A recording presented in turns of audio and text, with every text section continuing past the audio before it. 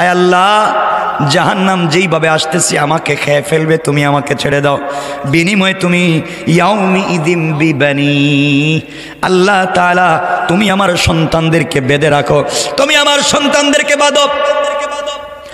যেই সন্তানগুলাকে মানুষ করবার জন্য আমি কষ্ট করেছি, যেই সন্তানের জন্যে আমি দুনিয়ার জমিনে ঠিকমতো নামাজ পড়তে পারি নাই, ওদের ভবিষ্যৎ গড়ে দেওয়ার জন্য কষ্ট করেছি।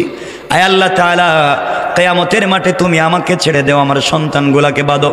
আল্লাহ বলবেন, গোলাম আর কি বলবে বল বল।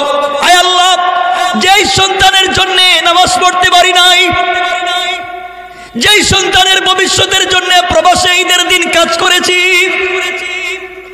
জোহরের নামাজের সময় অফিসে কাজ করেছি, আসরের আজান হচ্ছে, কাজ শেষ করতে পারি নাই, নামাজ পড়তে পারি নাই, চিন্তা করেছি আমার বাচ্চার স্কুলের বেতন লাগবে, আমার স্ত্রীর কাপড়ের টাকা দেওয়া লাগবে, এই চিন্তা করে আল্লাহ তাআলা আমি কষ্ট পেয়েছি, কাজ করেছি, তোমার নাম নিতে পারি নাই।